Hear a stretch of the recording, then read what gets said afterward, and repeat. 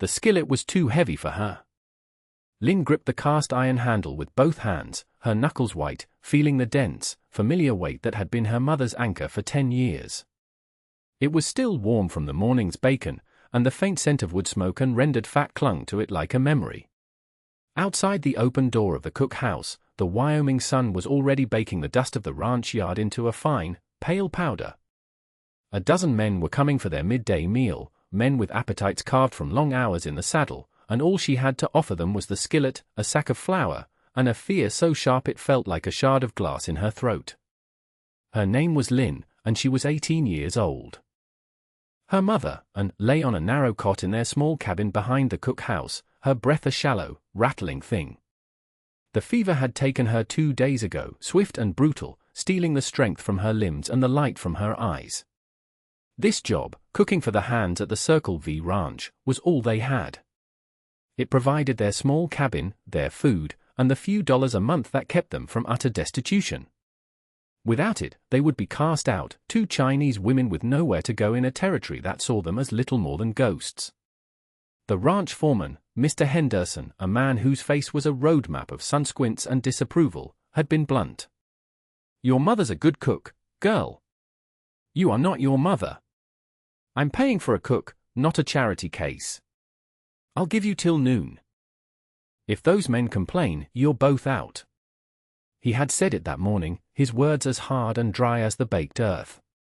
Now, noon was approaching. She could hear the jingle of spurs and the low murmur of male voices as the hands began to gather at the long trestle tables under the shade of a cottonwood. She had spent the morning in a panic, making what she knew best, a thick beef stew, sourdough biscuits, and a pot of strong coffee. But her hands shook as she worked, and every sound from the yard made her flinch. She was just a girl, a daughter who had only ever helped. Now she had to fill the space left by a woman everyone had respected for her quiet efficiency and the simple, hearty meals that fueled their hard lives. The stew smelled right, the biscuits had risen, but the skillet in her hands felt like an accusation. It felt like failure. Henderson's shadow fell across the doorway. He didn't enter, just stood there, blocking the light. "They're waiting." Lynn's heart hammered against her ribs. She couldn't speak, could only nod. She reached for the stack of tin plates, her movements clumsy. "Give her a minute, Henderson," a low voice said from behind the foreman. Lynn looked up.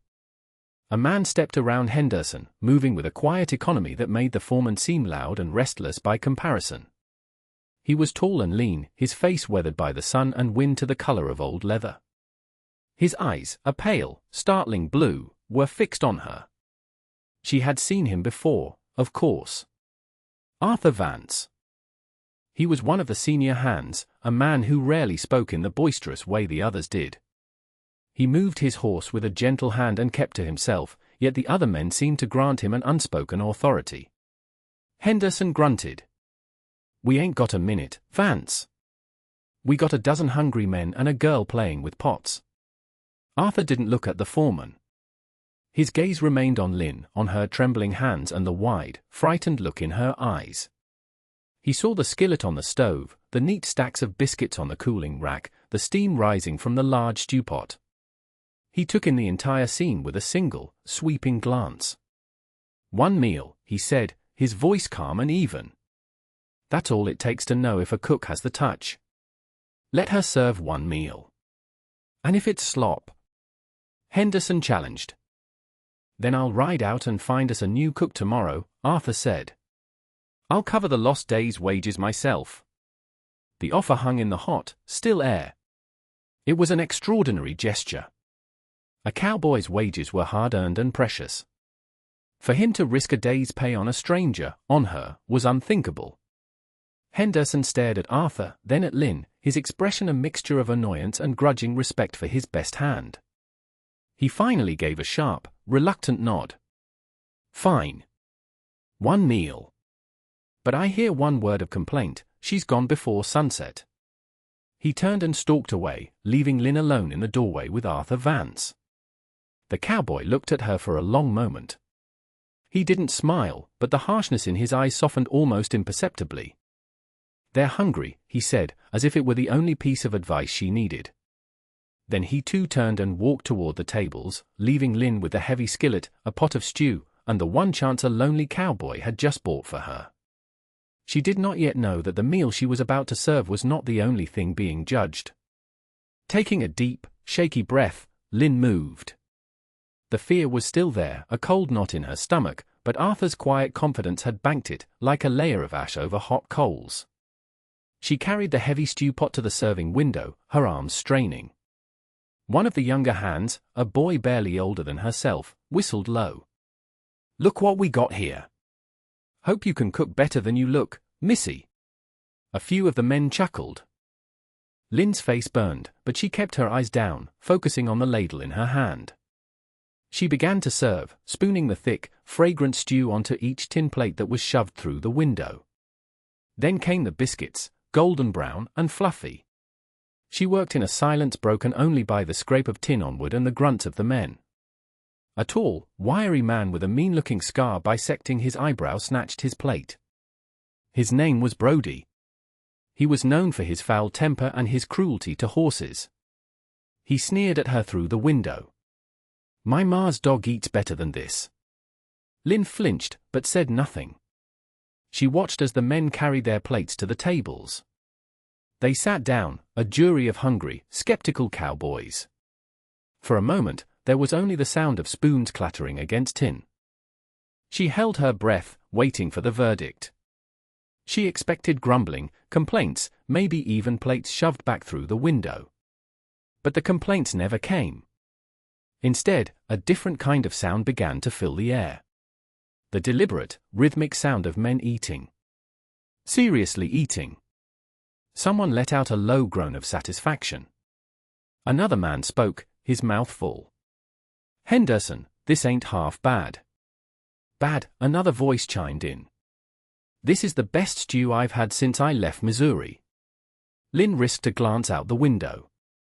Brody was scowling, but he was eating, shoveling the stew into his mouth as fast as anyone else. Henderson was eating too, his expression unreadable, but he had already taken a second biscuit. Her gaze found Arthur. He was sitting at the end of a bench, slightly apart from the others. He ate slowly, deliberately. He caught her watching, and for a fleeting second, his eyes met hers. He gave a single, almost imperceptible nod. Something loosened in her chest. It wasn't triumph, not yet. It was the fragile beginning of hope.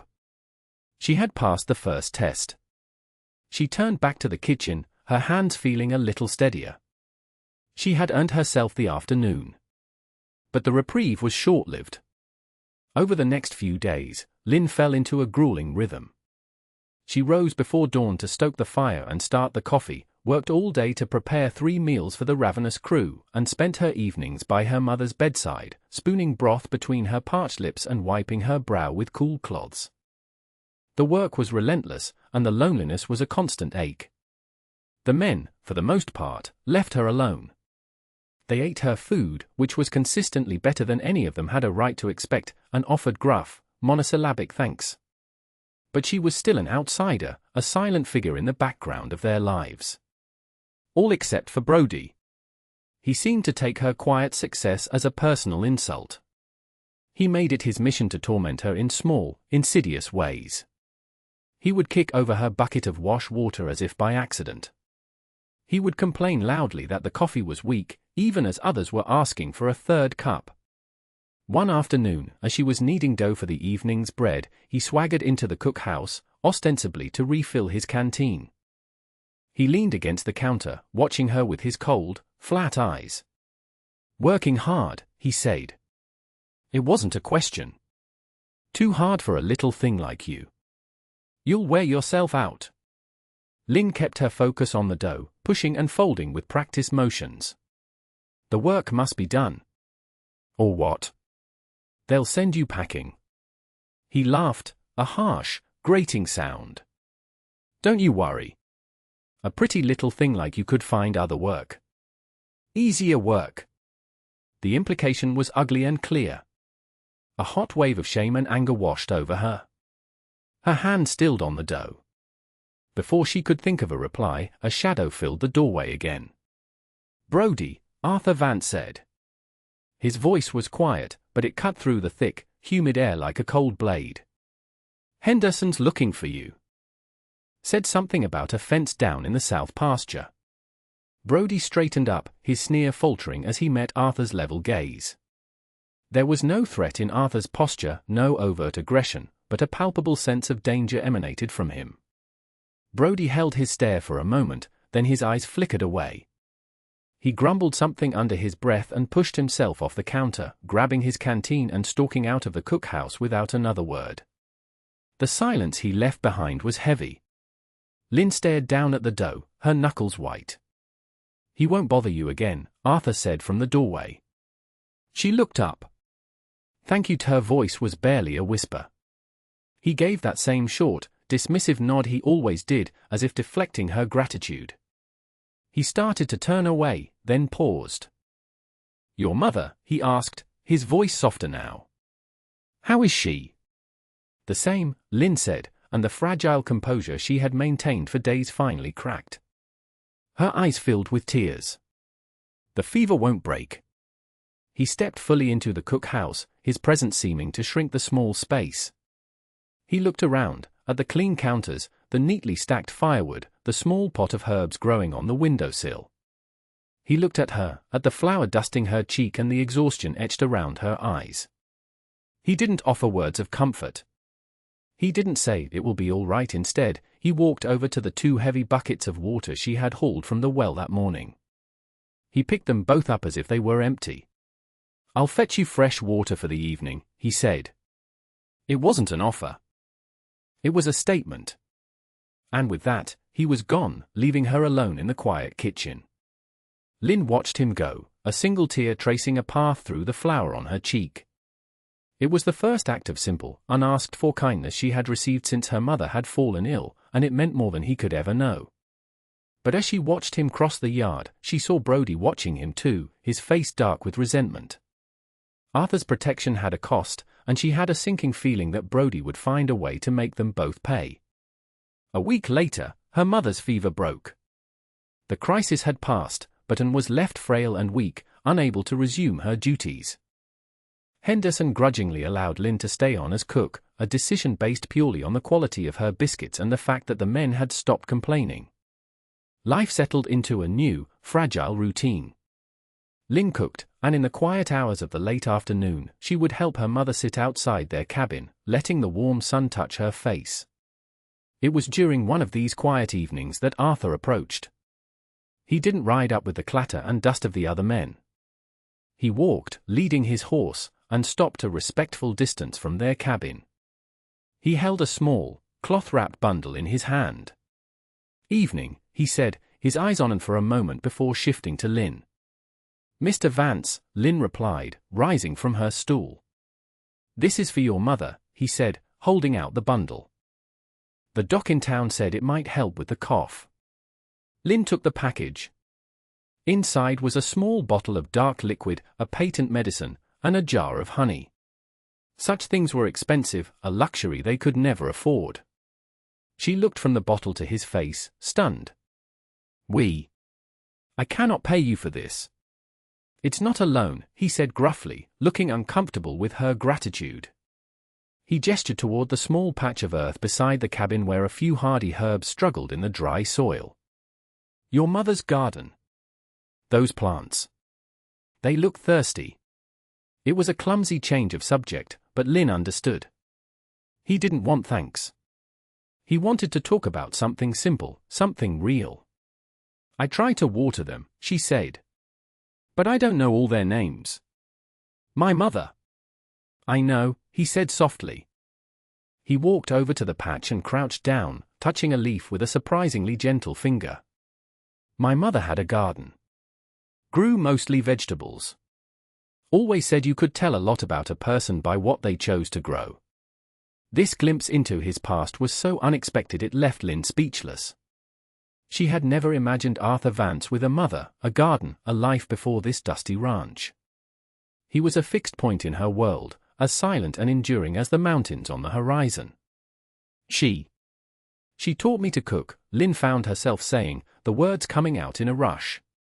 She had a book, With all her recipes, she didn't know why she was telling him this, but his quiet presence seemed to pull the words from her. She hurried inside and returned with the small, all-cloth-covered book. The pages were soft and worn, filled with columns of elegant Chinese characters. Beside each entry, her mother had drawn a small, careful picture of the dish or the specific herb required. She opened it and showed him a page. He took the book from her, his large, calloused hands holding it with a reverence that touched her deeply.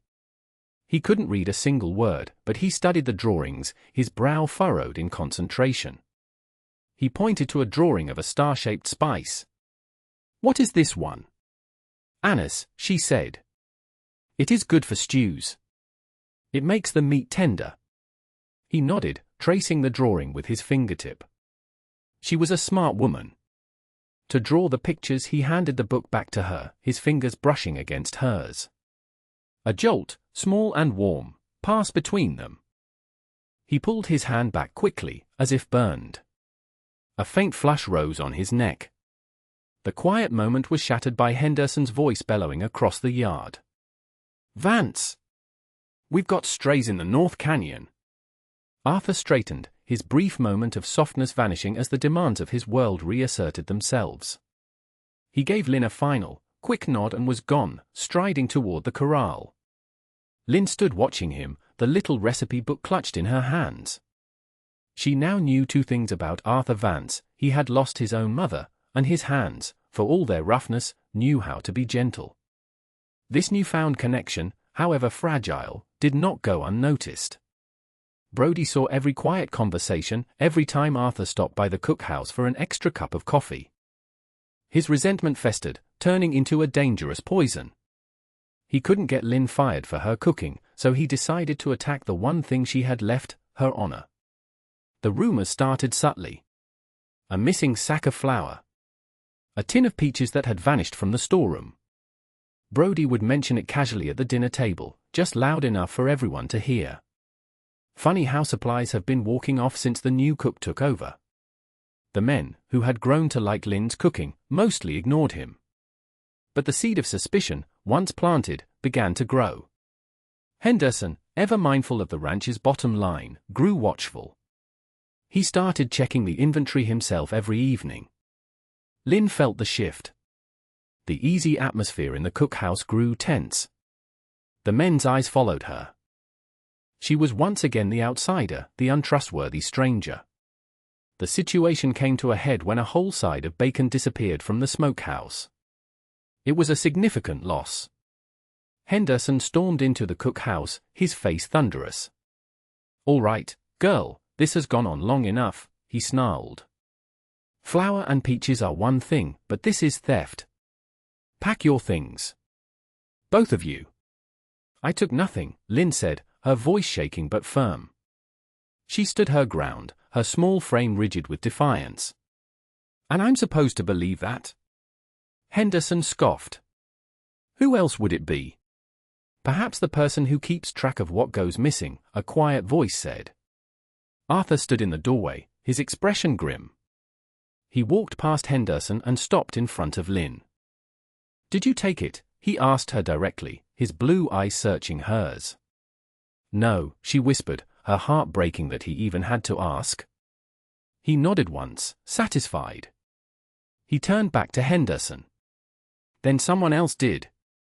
I've seen Brody snooping around the storeroom after dark. I think you should search his things before you throw an innocent woman out." "Search my things?" Brody had appeared behind Arthur, his face a mask of outrage. "On the word of this liar? And him, her pet cowboy." The accusation was vile, and the other hands, who had gathered to watch the confrontation, shifted uncomfortably. Henderson was caught. Accusing one of his own men was a serious matter. But so was losing supplies. It was Lynn who broke the stalemate. She lifted her chin, her fear transmuting into a cold, hard resolve. "Search my cabin," she said, her voice clear and strong. "Search everything we own.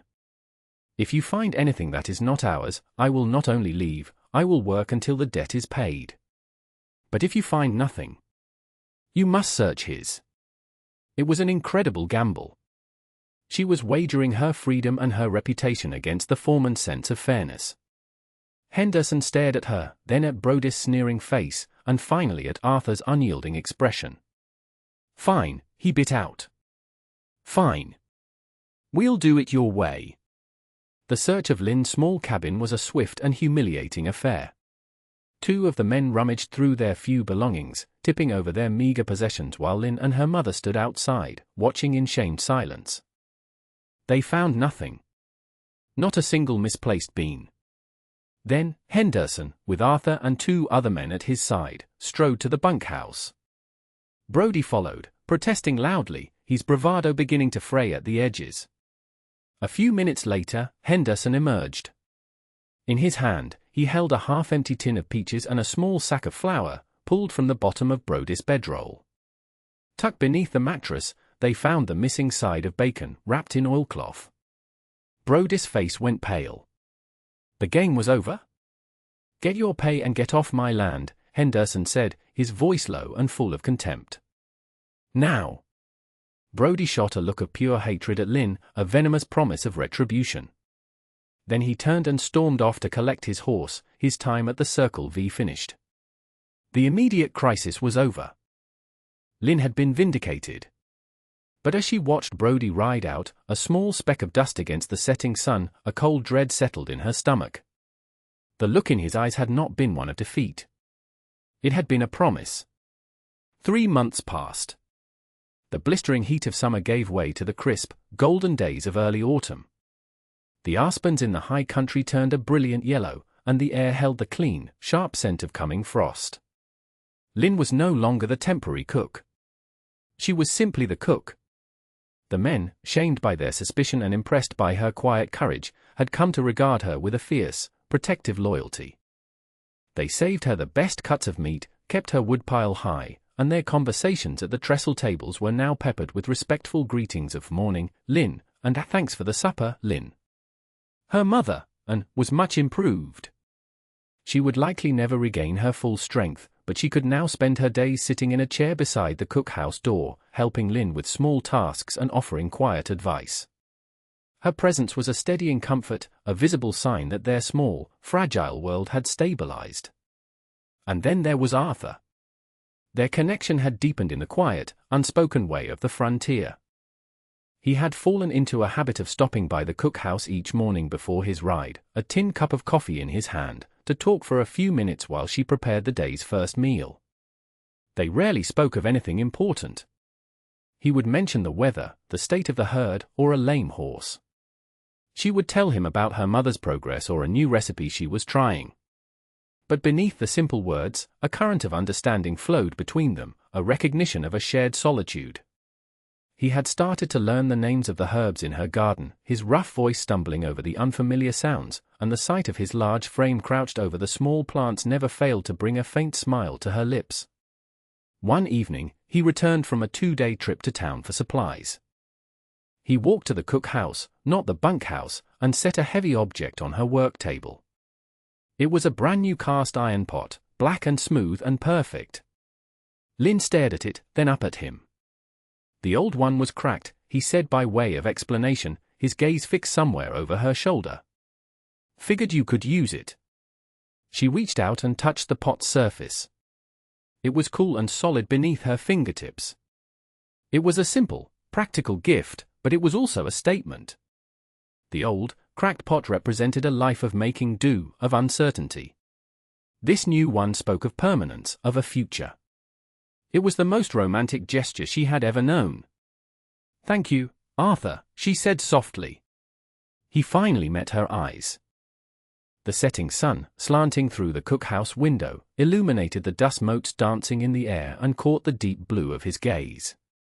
He saw the genuine gratitude in her face, and for the first time since she had met him, a real, unguarded smile touched his lips. It transformed his weathered face, erasing years of hardship and loneliness. "You're welcome, Lynn," he said. He stood there for a moment longer, the silence between them comfortable and full of unspoken things. In the vast, hard country of the West, a place that demanded so much and offered so little in return, they had found something rare. It wasn't built on grand declarations or passionate promises.